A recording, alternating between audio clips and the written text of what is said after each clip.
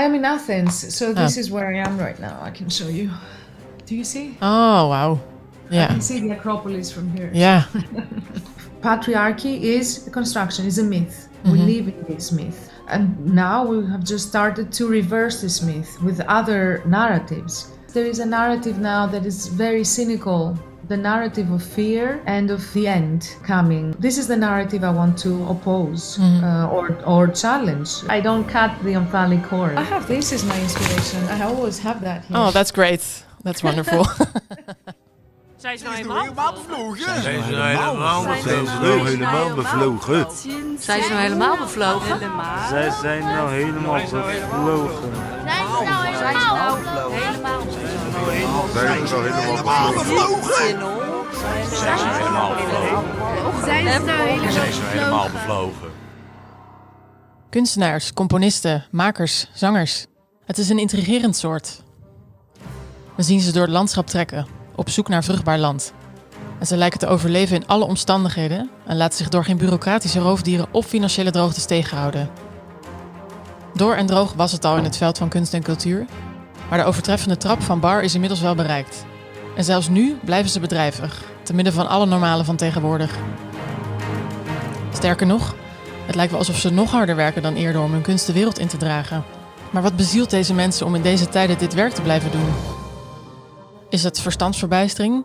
Bedwelming door Apollo, god van de kunsten? Of zijn het de goede oude en nieuwe muzen die hen uitzonderlijke stamina bezorgen? Welkom bij de podcast Zijn ze nou helemaal bevlogen? Van O. Mijn naam is Simone van Hulst en samen met Björn Plooster als technische steun en toeverlaat ga ik met makers in gesprek om geïnitieerd te raken in de wondere wereld van bezieling. So here we are again on a Wednesday afternoon this time in Rotterdam. Spring is becoming less shy every day, and it seems that the weather is one of the few things left untouched by the current state of events. We started this podcast in times when COVID entered the stage as sort of an uninvited protagonist, and it felt extra important to ask artists what kept them going. These last weeks, we are dealing with another hostile invasion of lives, minds and bodies. In the current program of O Festival, we have artists, makers, musicians from all kinds of countries, and among them is Nova Opera, a Ukrainian contemporary music ensemble of immensely talented young artists. During the festival in May, one of their pieces, Horno Bildorf, is planned. We receive updates every day now, but as you can imagine, nothing is certain. Our guest today, I will introduce her shortly, was collaborating with these artists and planning to present their work at O Festival, after which a tour would start, leading past the Opera House in Kiev and Odessa and the National Philharmonic in Charkov. To say something like, unfortunately, things will not go as planned is a huge understatement at this point. It seems like the Greek mythological deities of chaos and Erebus seem to have opened their eyes. Living with myth is generally a motive in the work of our guest today. Let me introduce her properly right now. We have the privilege to talk to someone who is very dear to us at O Festival, Elli Papakonstantinou. She is in Athens right now speaking to us. And she is an internationally renowned director and a stage director, a writer, visual artist, and a cultural manager. She's also the founder of the international company ODC Ensemble. Some of the titles of her works are Traces of Antigone, Oedipus, Sex with Mom Was Blinding, The Cave, and Depto-Crazy Revolutions. Elli is a much loved and insanely talented member of the O family, and I'm really happy and I feel really honored to have the chance to talk to her today. The piece she's presenting at O Festival this season is called Eros. In the midst of life, there is death. Elli, welcome. Thank you so much. I'm so happy to be here, and I'm also I feel very connected to O Festival and part of the family. So Thank you for this introduction. I feel equal warmth when I think of the family of O Festival. Yeah. It's such a funny thing because we really don't know each other, but I've known your work for a while and it's really nice to talk to you in person, sort of, right now. We just also discussed that it's a bit weird to be so disembodied and talk to each other in this way anyway. So you told me or us you were in Athens right now and showed us your view. Yeah, and this is the view here. Yeah, that's nice. Great. Yeah. And how have you been, Elli, these days? Oh, it's been very harsh, to say the least, because I have, as you said very well in the introduction, we started working with the Ukrainian artists a year ago, developing this piece that is based on the symposium, the Platonic Symposium. And of course, when we first started, and it's quite advanced, like the scores and the musical rehearsals have already started. We met in Greece in the summer. And right now I would be there. I would be in Kiev for the last part of the work. That would be the stage direction before we come to OFEST. Instead of this, of course, the invasion happened, as everybody knows. Now we are trying to help them cross the borders, come and find us. And we are on a daily basis in contact with some of the artists, not all of them, because they are dispersed in different cities in Ukraine and villages, and some of the places are in a bad state without electricity or water for a long time, and people, some of them had been like Jana, the cellist, did not give any signs of life for 2 weeks. So there's a lot of stress and worrying at the moment about, first of all, the safety and the lives of our friends and collaborators. Yeah. Yeah. So how do you stay in touch with them? Is it via WhatsApp? I'm staying in touch with through Zoom and WhatsApp and Messenger and any other kind of, but not with all of them, just with the ones that are closer to the Polish borders. These are the cities that are not being bombed at the moment, although they're expecting them to be bombed in the next weeks. And so these are the places that have electricity at the moment. Yeah. And so I through them, I get the news from for the whole team. Yeah. And then I get some news also through Facebook or other means. Yeah. Are you still sleeping through all of this? Sorry, I didn't understand. Are you still able to sleep at night? Oh, yes, I am used to crisis situations. Oh, you are. As a Greek. Yeah. Yeah. And also the first days were particularly difficult because I felt that I couldn't do anything to support them. So it was pure agony. Yeah. But I think that there is a stage where once you pass this stage, and then you can actually contribute in any possible way. So we started thinking of ways to contribute to help them. And of course, it was a very, very bad luck, very misjudgment that they didn't come before the invasion, as it was. We invited them to come here and work together, but the people in Ukraine at the moment thought that this would be like a small. It will pass after some days. No one really believed that this would happen to such an extent, and it's still going on. Yeah.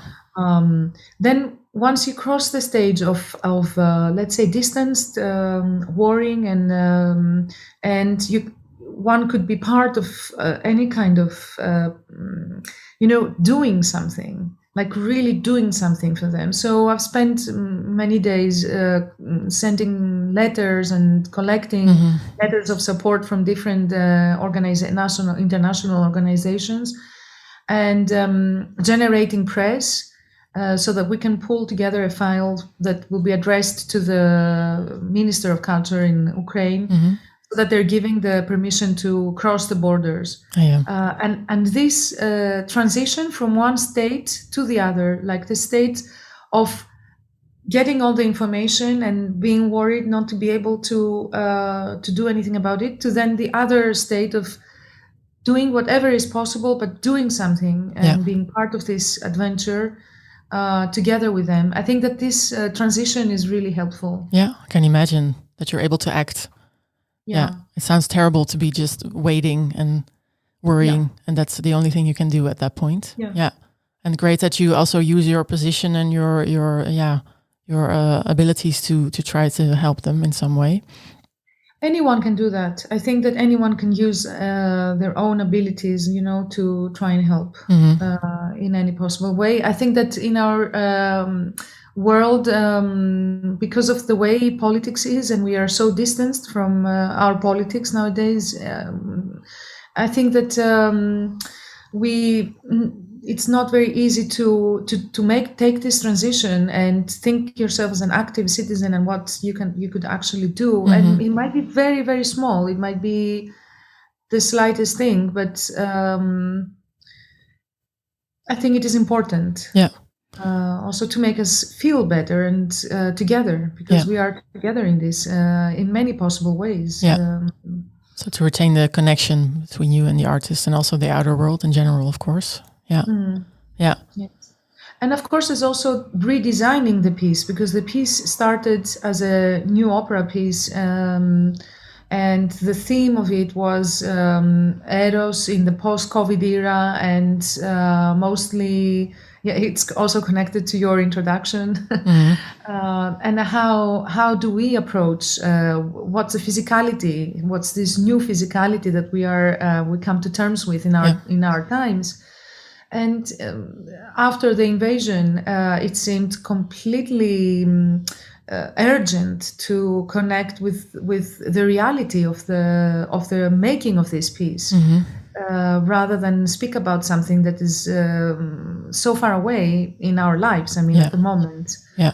And so now I'm redesigning and reading the symposium, the Platonic Symposium, but through a different content, through the idea that there are forces that connect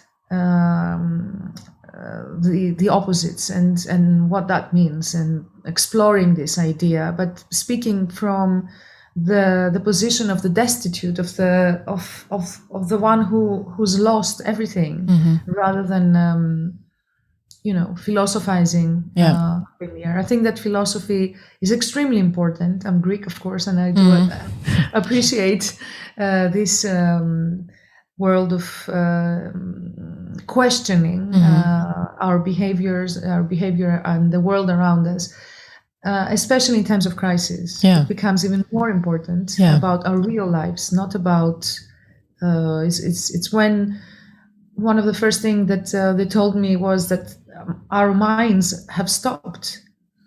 And having experienced the crisis, also being Greek in the recent years, it's true that this kind of vast collective catastrophes do have the tendency to paralyze the mind. But at the same time, we paralyze them. Once this paralysis, let's say, of the mind starts, then there is also a bigger existential question that raises up. So turning to these kind of texts and like from the Dante's hell, and from this position trying to explore and try to seek for some answers that will be soothing and healing and hopeful, is very important. It's also so in a twofold way, like you said, it's about the content and the ideas that you can use these days, but also about the activity of the mind and sort of an antidote for stasis or stagnation in these times. Exactly. Yeah. The word crisis is really interesting, and it's a Greek word, and it means judgment. So it's I think that these big crises are horrible, of course, and we all hope that they've never happened. But they also stand as a chance to challenge our understanding of the world, and to get a better judgment on our lives, on our values, on how we do things, and to then also replace art accordingly to these very fundamental questions. Yeah. And do you feel like you're a singular person in this, or I have to think about Cassandra immediately? Like, do you feel that there's other people also saying this or thinking this or doing this? Yes, I think there are people who are doing this, of course, yes, who are questioning in their art, you mean, like artists? Yeah. Of course, yes, I think there are quite a lot. Yeah. I understand that also the fact that I'm insisting on this experience that I've lived in my recent years that has really marked me, the crisis of 2011 to 2017 in Greece. That has been a period when there was zero funding for 7 years for the arts in Greece, and everything was falling apart. The banks were closed for a certain period, so our everyday life was completely destroyed and infrastructure was destroyed. What really that meant was that we had to reinvent the way we make art, and I think that this kind of, and also to connect in a different way with our audiences, as we were out in the streets, like demonstrating and reclaiming our city. And then it was a part of our everyday life and understanding that we are reclaiming art and reclaiming the stories we want to tell, reclaiming different ways we want to tell the stories. If everything has fallen apart, then we have to invent different ways of telling the stories and connecting with audiences. Yeah. So this has really affected me, and in a way, I think that maybe my reflexes are faster than than other people's, and maybe it's a matter of fast reflexes that how to transform a stagnant reality or an obstacle or even a prison. Like at the moment, my Ukrainian collaborators are thinking of their country as a prison. You know, even like the fact that they cannot do much. Also, being there, you know, this frustration that they are experiencing, and this fear and sense of loss.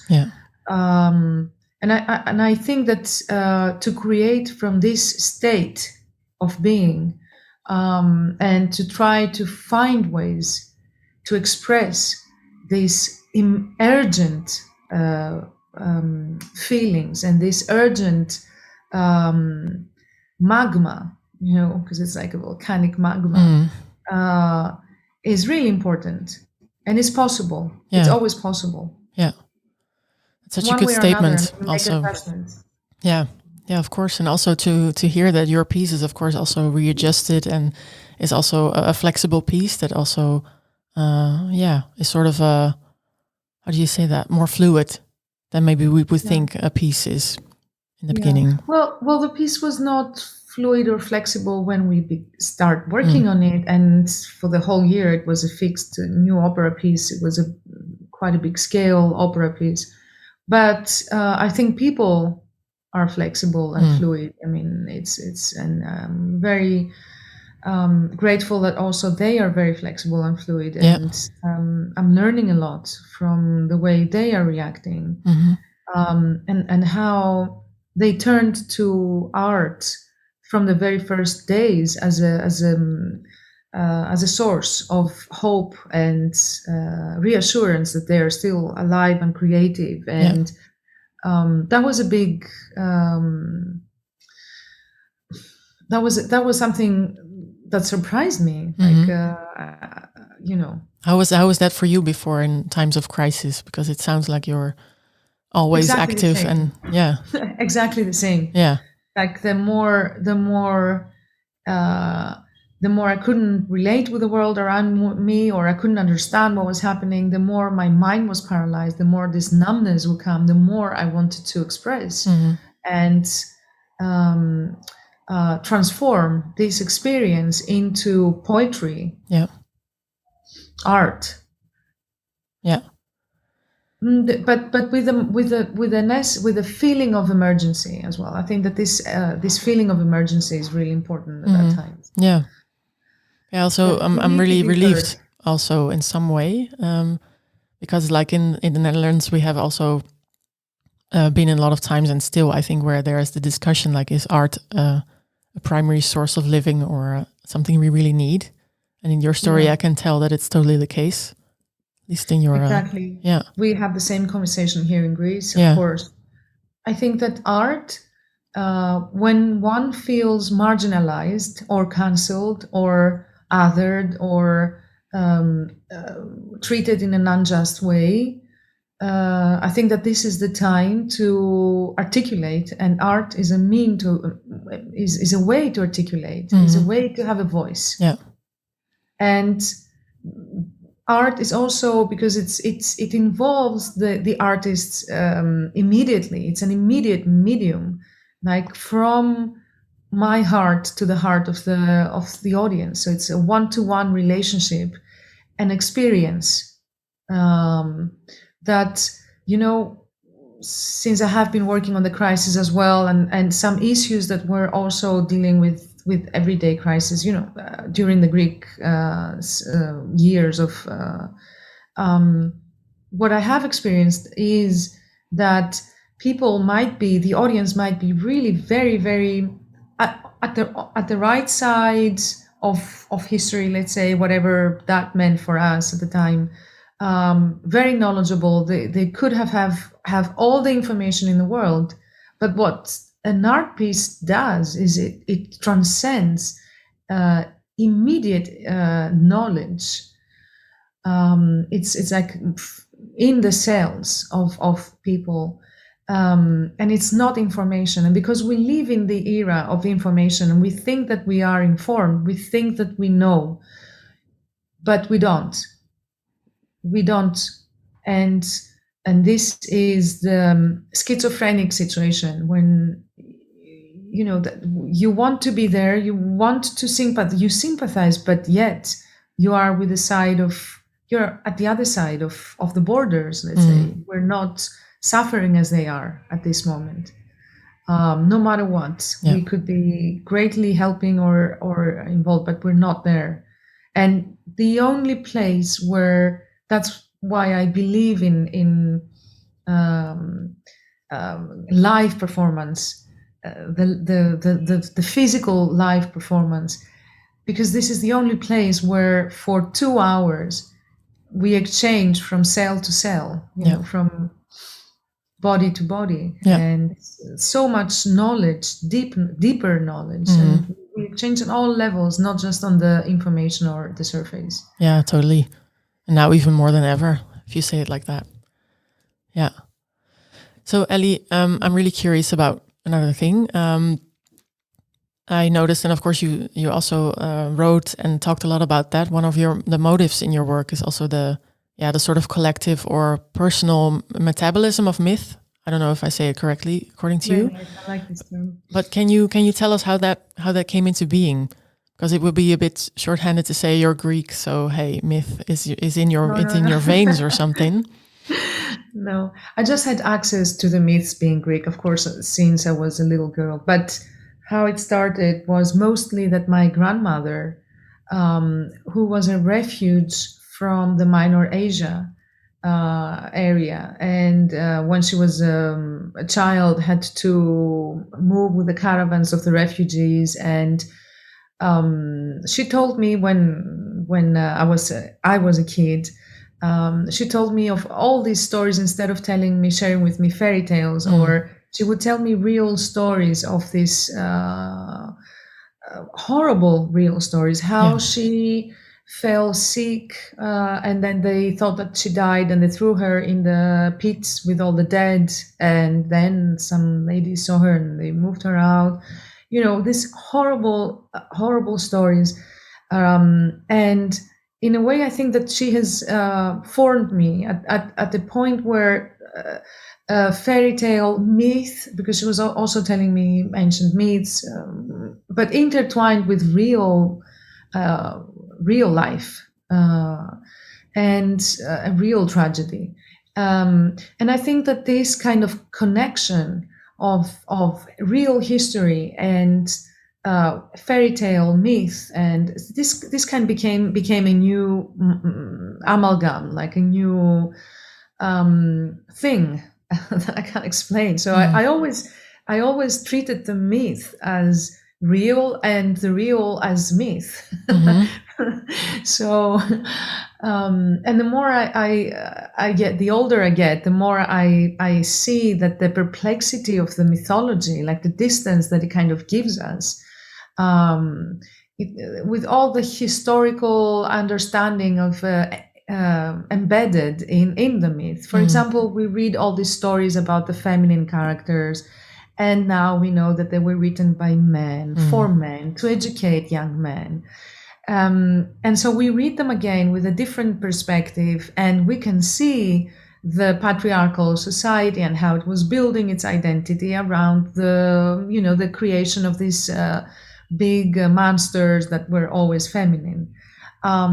What is interesting is to work with these myths and then see that the also create this perspective for the contemporary audience.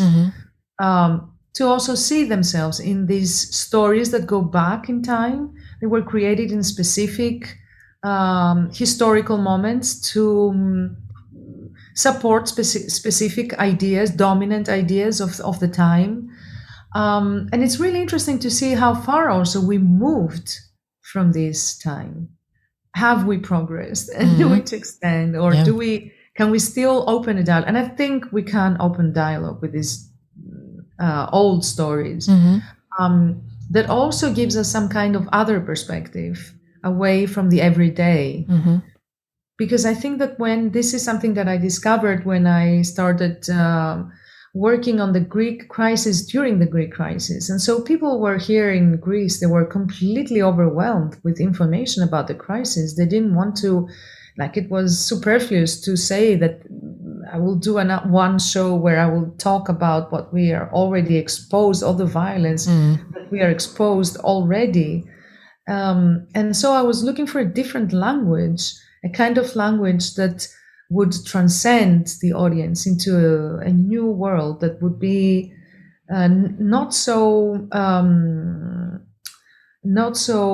where the audience would not feel so trapped with the pain like here in front of their nose, and would probably have the chance to think and have some kind of self-reflection on their situation, at a distance from that.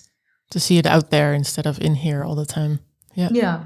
So what was the first myth, or what is the first myth you remember that your grandmother told you? Or oh my God! Well, she was telling me a lot of stories about the Odyssey. The Odyssey was always there, and actually, this is the first myth that I worked on, and I've been working on this for 10 years on the Odyssey, creating different versions of the Odyssey. Wow. And that's also the name of the ensemble you. That's also the ensemble. Odyssey, work, right? Yeah. That's where it comes from. Yeah, and do you also have a character or a god or a story in general that you relate to on a personal level? A person or a character from the Greek mythology? Yeah. Oh, I can relate to a lot of them. The thing is with the Greek myth and the tragedies is that we are thinking in a different, we should start thinking in a different way. So we're not talking about, theater of the 21st century, but we're mostly thinking about forces. So all the characters or the mythological creatures, they are there to represent or to point, right? Not even to represent. I don't really like this idea of representations. I think that we are so stuck in representing ourselves on the stage, but to point to a direction, over and above the fuzziness and the busyness of our doings here in this dimension, but to point to another dimension and point to forces. This is what the myth does. And so I like Artemis very much. Surprise. But there's many characters. Yeah, of course.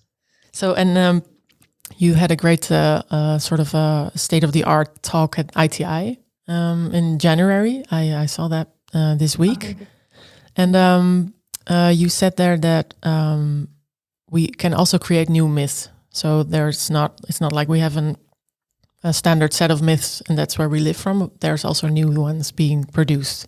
Can you elaborate on that a bit? Of course, we are creating new myths all the time.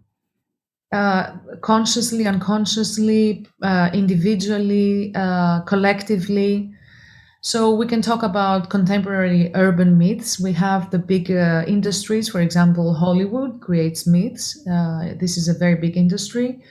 But then we also have smaller countries of the periphery that create myths. And then we have dominant narratives, like now in every war situation, of course, there are sides and different narratives and different ways of looking at things.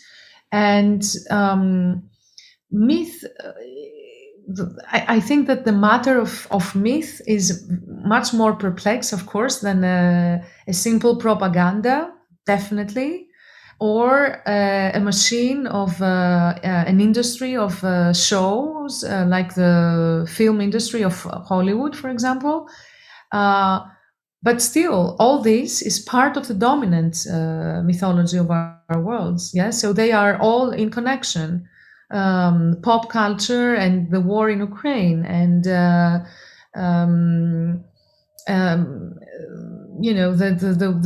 narrative about the asexual or the LGBTQ movement. That is a new myth. This is a new way, a new perspective to read along our understanding, our relation with our bodies and with our gender, and a different way to relate to the world. And I think this is a human, of course, it's a human need to articulate in an ambiguous way, in a way that is more poetic, that it also involves poetry. And this is maybe why I'm pointing more to that direction, to the direction of the queer, rather than to the direction of the industry, the Hollywood industry, because to create this otherness, this other way of being,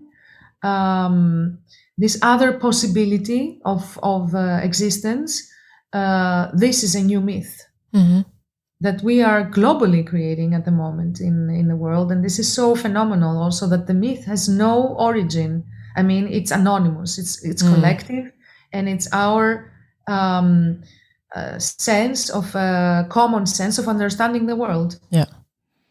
But it seems as I'm listening to you, I can also sort of feel that you have an eye for that, to spot the things that are not said or not articulated yet. Is that something you have had all your life, or as a kid already, for example? No, I think that again, the Greek crisis really helped me, because I started distinguishing very clearly what the propaganda was, the narrative of the political narrative. Where does the collective souls, let's say the collective bodies of people, what were they seeking for? In these periods where there is a trauma, and myth is connected to a trauma, it's connected to a traumatic collective experience. Like this is, I think, speaking about queer, there has been a colonialism of whiteness and of straight white shish understanding of the world. Yeah, so this has been a collective trauma. The articulation of it, how to bring this into the forefront without speaking the same language, but inventing through the cracks of the system a different way, this is where the myth comes in. And so what I'm saying is that it's always connected with trauma. I think that the roots are the same. It's like a magma. The trauma will stay suppressed, be it individual or collective, until the narrative can be there, can flourish, and can open up to create art and create myth, and create a new narrative around it. And is the suppression of the trauma then also a myth, or do you see that as a sort of stagnation? Or no, I think it's a reality that the trauma is suppressed. It's a mechanism of survival. It's a psychological mechanism, I think. Yeah. This is a fact. The myth is a construction, and there are these kind of constructions, this kind of fabrications. They're being created all the time, all the time, from all sides. Patriarchy is a construction, is a myth. We live in this myth. Yeah. Yes. And now we have just started to reverse this myth with other narratives, with other myths, reversing the way that the story has been told for so many years. So we need to create constantly different myths to understand the world and to oppose other myths and juxtapose with other myths. And, so, and which myth are you constructing or juxtaposing to the dominant myth right now with your piece Eros, for example? I think the myth that there is a narrative now that is very cynical, the narrative of fear and of the end coming, dooming over our shoulders. That disconnecting, we feel disconnected, and that yes, I think that there is no hope. This is the narrative I want to oppose or challenge. I'm not opposing, like I'm not a politician, to articulate in a methodical way, argument by argument, but I'm definitely opposing this. And the understanding that there is this division between good and bad, that this is white and this is black, and this is bad and this is good. And in the symposium, there is a different understanding. Like when the doctor philosopher speaks, and he talks about what happens in our body, and how all the elements, health and of unhealthy elements, they coexist. So it's not a matter of cutting ourselves in half, but of embracing and connecting and re-harmonizing this different understanding of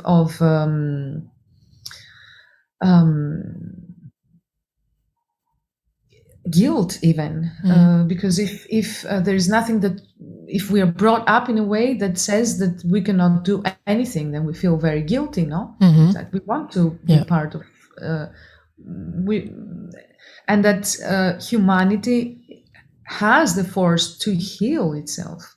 It's one body that can heal itself, and that we can tell stories and we can talk about, say the right words in the right moments, and open up doors of understanding, healing, and a different way of being with each other. I think that this is mostly the way I'd like to go.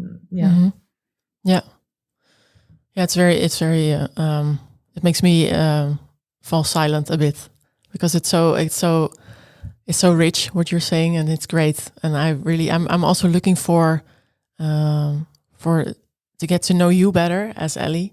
Who's Elli? So that's also why I'm trying to ask these questions, like, have you always been like this? Or because you also really have an eye for sort of the entirety of things. So you don't seem to have sort of a mono focus on one thing. And I'm still curious, like, where is that part of your personality? Or I meditate a lot. So you do? I think a lot of I think that we are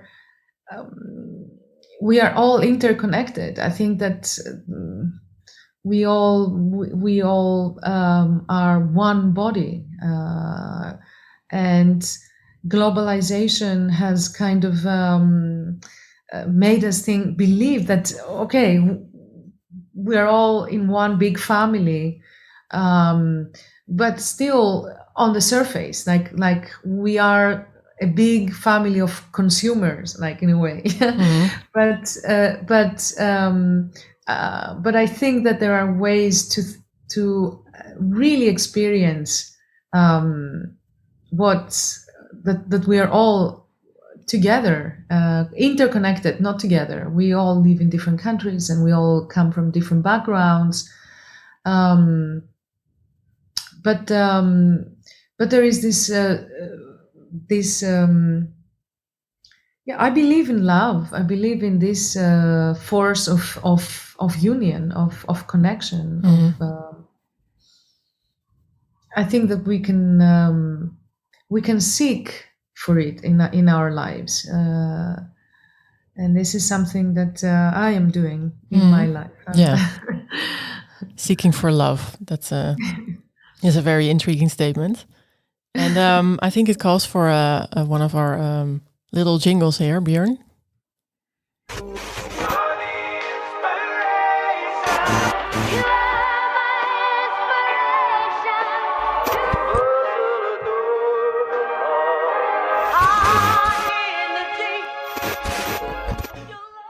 So we talked a bit about the things that keep you going, It's sort of implicit also. We did not make everything explicit.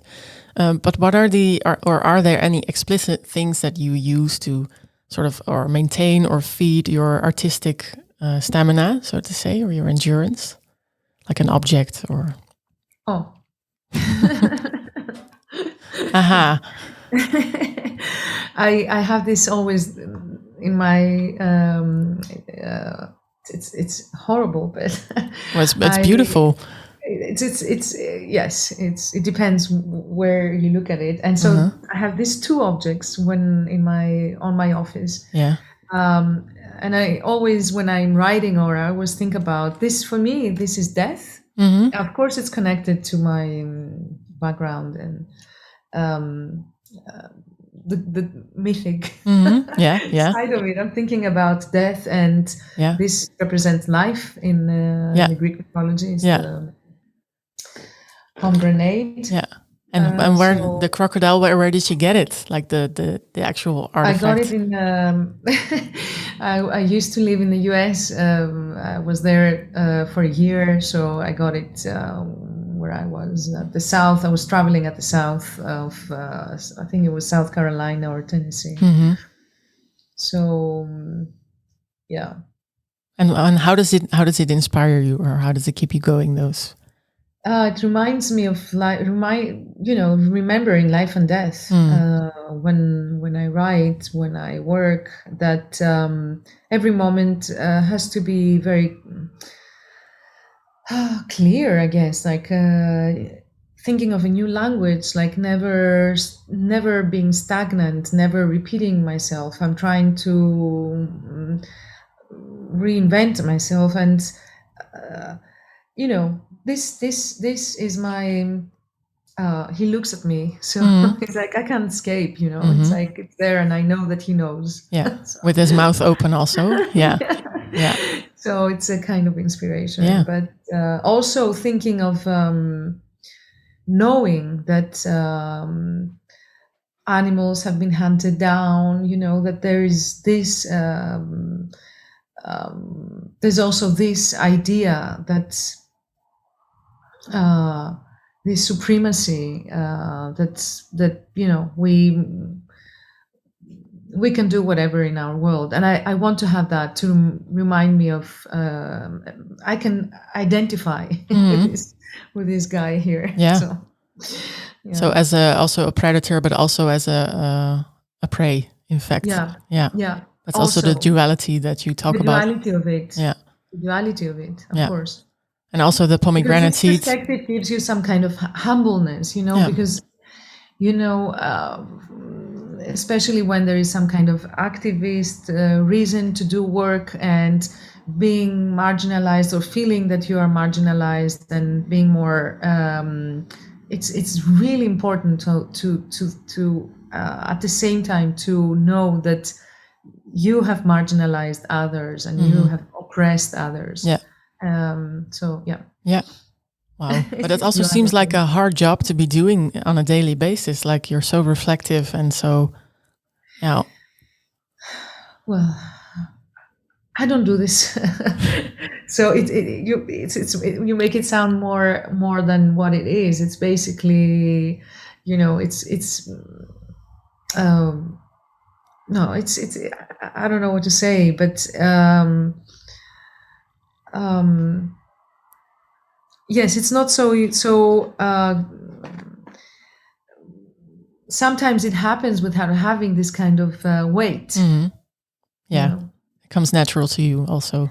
Yeah, and it comes with a loving way, in a light way, as thoughts. That it's not like I don't like at all, and I object to the way of punishing ourselves for things that happened before us, or for the way things are. I grew up in an environment that is what it is. It's capitalism. I'm part of an industry, so it's always a matter of understanding what is happening, and then how can you react, and to which extent you can react to it. Yeah. It's but also in a light way, without blaming myself for it. You know? Exactly. Because I think that the blame that goes comes with some kind of weight that I cannot do anything, and then you become passive and self-depressed. And I think that this is probably one of the main reasons why people are depressed. They're so depressed. There's no joy, and so it's this passivity. And I think that we've given the great blessing of life and of changing things and of changing ourselves, but without realizing. It's not like hammering ourselves. Yeah, that's a really nice perspective. Also, like I've talked to many friends these weeks, and they are also like, we shouldn't be on the terraces drinking nowadays because there's lots going on, and really lots of discussion about what to do now that we're here in a safe zone. On the outside, and I really like your perspective, like also to include the lightness in our being, in spite of what's happening. And I also see that in your works. Actually, there's also really a sort of playfulness always, no matter how heavy the material is. Yeah, I like this lightness because I think it's also my feminine side in a way. I've learned I've been marginalized as a woman director, like being in the south of Greece, in the south of Europe, and I think that the reason why I exist is because I managed to work through the cracks of the system, like find some ways to go in and make it, and then, like almost like sabotaging, or like, no, this is also too big, but like little streams of water that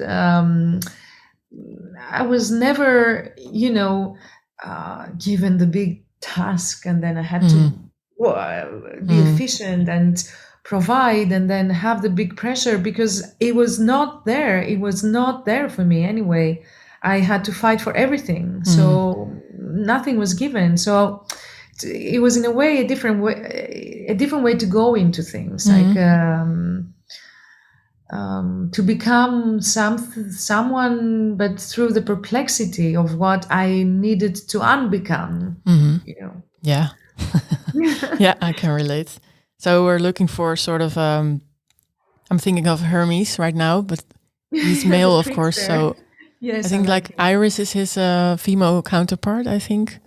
Yeah. Aphrodite, or who did you say? Iris, I think. Iris, yes. I think she's the feminine side of Mercury, or Mercury, or Hermes. Mercury. Yeah, the trickster is a really nice, and also I think a really familiar motive in your work, as I think about it right now.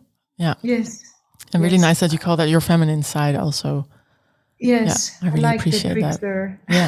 Yeah, me too. It's really sort of scorpionic also, which is really good. Yeah. And also in the theater scene and the cultural scene in general, I think is very serious.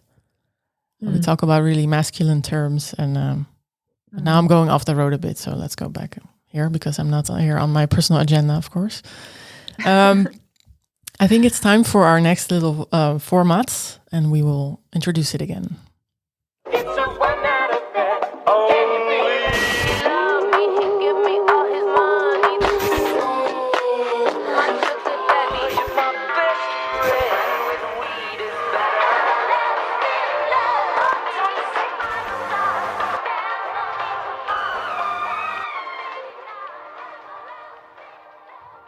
So right now I would like to ask you about your relationship to the O Festival. Is it more like a monogamous relationship, a polyamorous one, a situationship, or more like a sugar daddy or sugar auntie kind of relationship?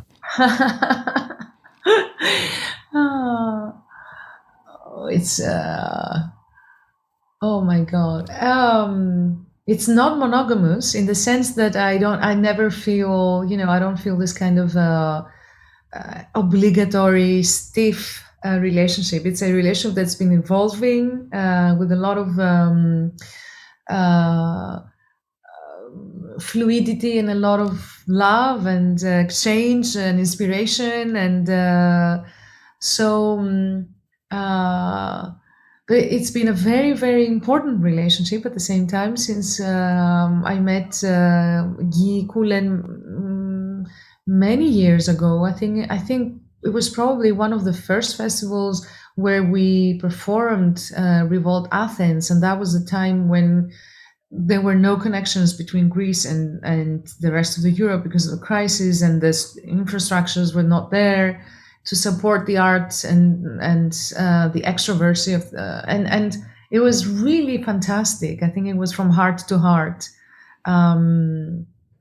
and so I have so much love and respect for direct programmers and directors who can be the first and take, also the courage to support ideas that, they represent for the first time, artists that have never been represented before, which is really amazing when that happens. Because the usual thing is that, some work is performed and is successful in one festival, and then there is a tour and then someone, so it's like it's part of the circuit. So when that happens and it kind of goes beyond the expected, and it's very important. Mm-hmm. So yeah, sugar definitely. Sugar something. Yeah. Oh, that's great. And is it for you something that happens on a regular basis? Like, did you have a relationship like that to a festival or to a programmer? No.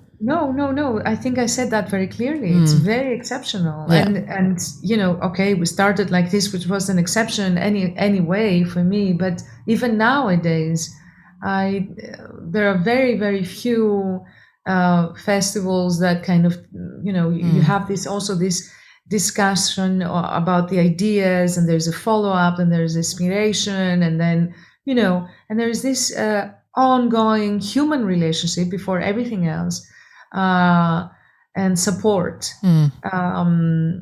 It's like a network, like people you trust, like a family. It's like that there is some kind of support and trust. Yeah. Nice. So yeah. Sugar something. Play with that.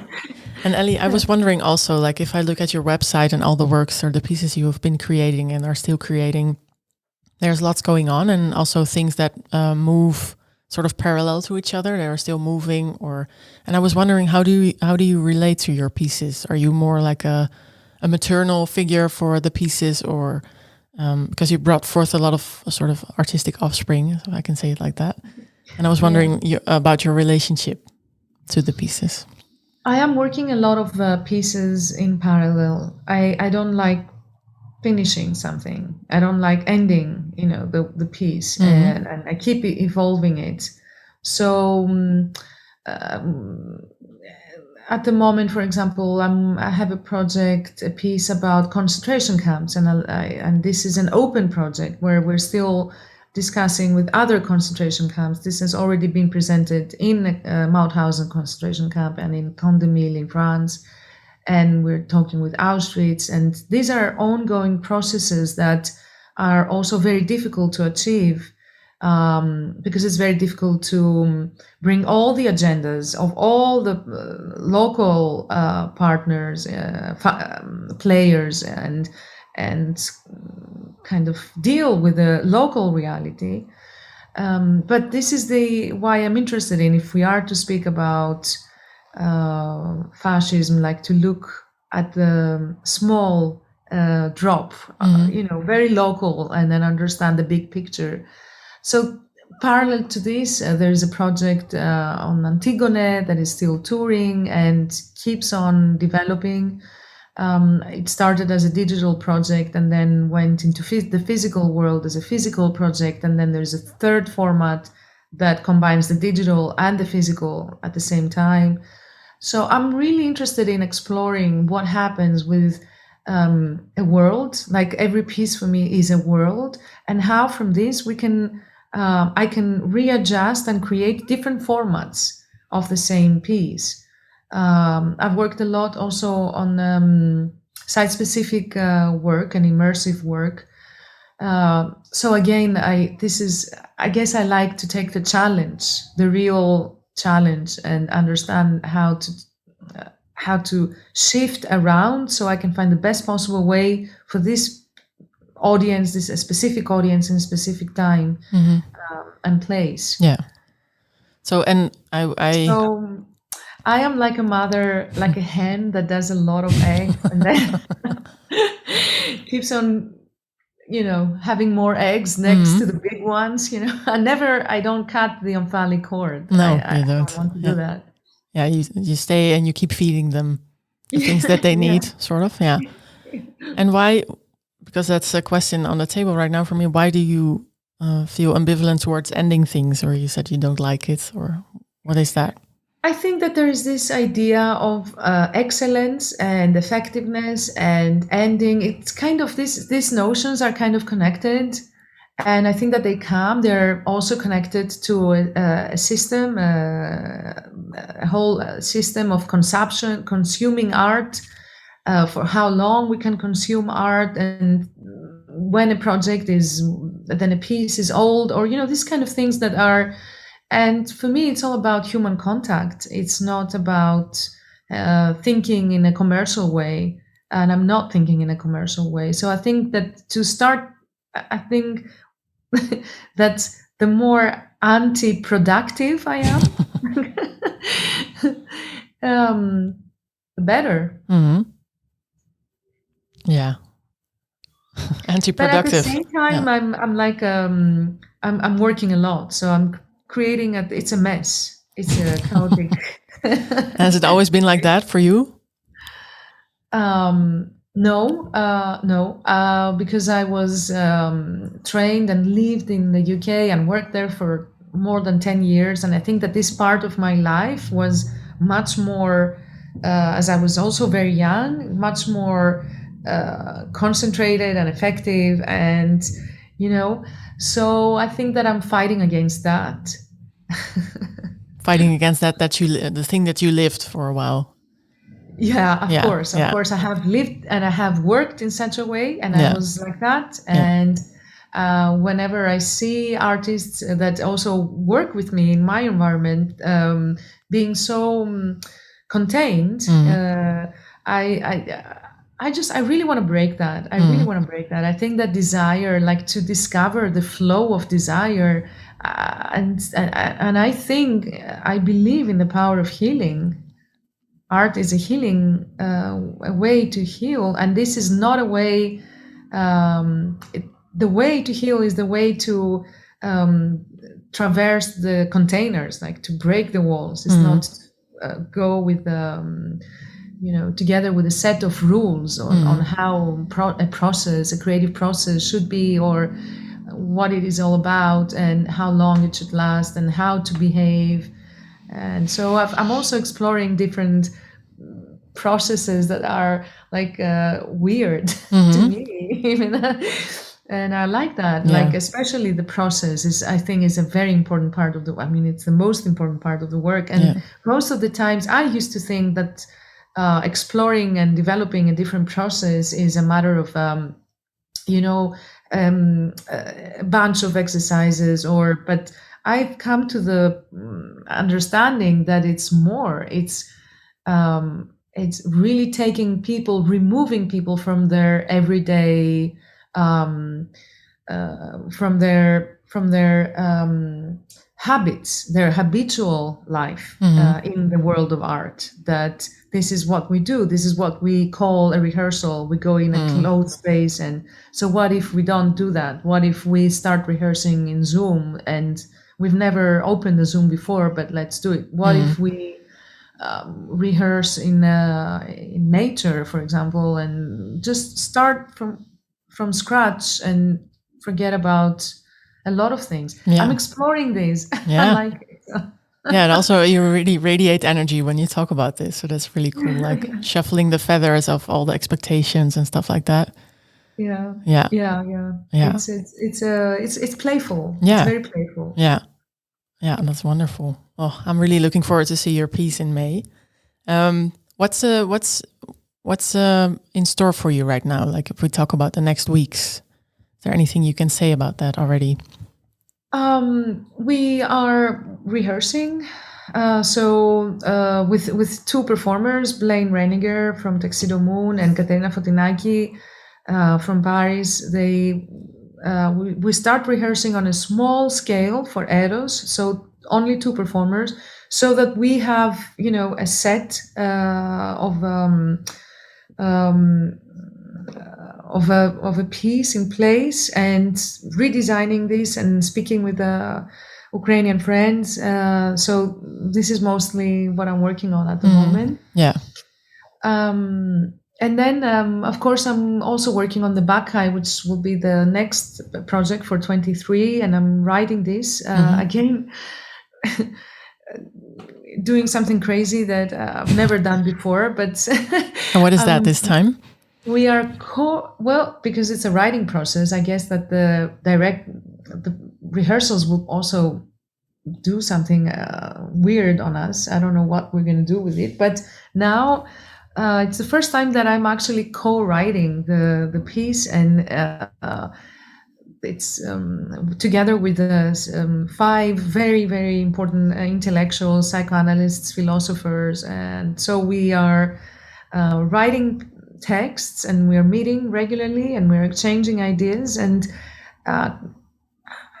so it's a new thing.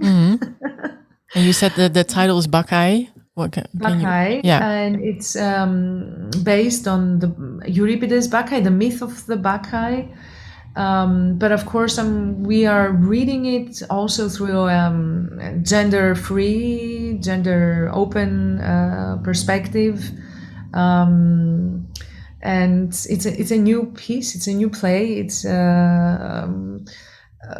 basically we're trying to find a language that transcends language and dance that is not dance. So these impossible tasks that energize everybody. To move beyond the matter. So because the whole piece is about transition and the flow of desire that transcends and breaks the walls and breaks the shapes and the forms and genders and identities. And so to create this environment that will be transcendental, but without being, folklore or... and also working with all kinds of voices. You said psychoanalysts, scholars. You also work a lot with scholars, I think, like the academia. Yeah, I'm very interested in that part, of course. Yes, and also some philosophers will be embedded in the Eros project as well.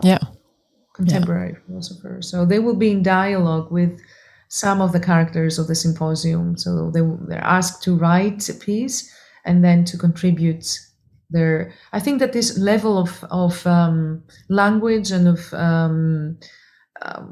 discourse is very important for our lives in these moments where it's like a support web of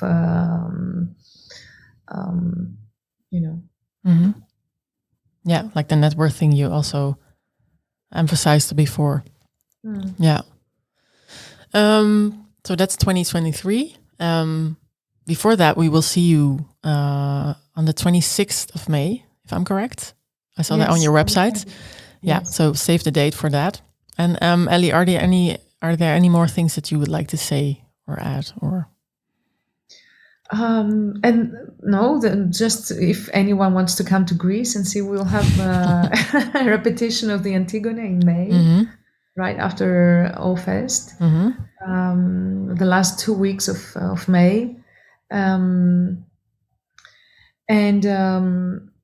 of course, if anyone would like to support the artists in Ukraine, I would like to say their names. Yeah. I think this is important. Please do. Yeah. I don't like the anonymity here. So Sergei Vilka is the composer, Anna Kirsch, Andrei Koshman, Ruslan Kirsch, and Jana Marshiska.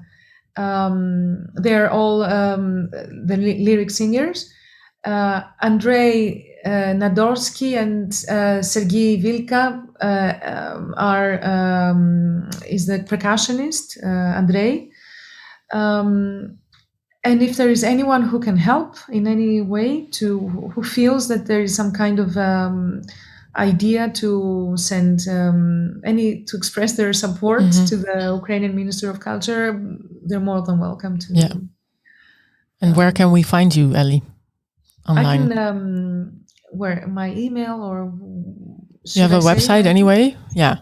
My website is www.elli.site, ELLI. And yes, I'm contactable through my site, of course. Yeah. Yes. Well, that's great. Yeah, great that we can find you. Thank you so much also for addressing the Ukrainian collaborators. I'm really glad you also said their names because it's really important. Of course. Yeah. Of course. I should have said that first thing. Yeah. I had it in my mind throughout, of course. I also forgot. It's all about them. Yeah, of course. Thank you also for telling us a bit about your whereabouts in regard to the Ukrainian people, of course. And I'm really thankful that you are working for them, and I'm also hoping that you can give them our best from here, even though it's a bit of a disembodied message. But please tell them we are thinking about them. And as soon as I see you in May, I will try to find you somewhere in the festival to give you a personal thank you also for this conversation. Of course, thank you so much. Yeah, I really enjoyed it. Good, that's great to hear. Me too. Thanks so much, Elli, for being here with us. For the people that are listening, Eros is it's the premiere, actually. It's the first one on the 26th of May at the O Festival. A big thank you to the people that are listening. And please keep an eye on the festival program and save the dates. 20th of May until the 29th of May. We'll see you then. And thank you so much, Elli. Thank you. Thank you. Good luck with everything. Thanks. Zijn ze helemaal bevlogen?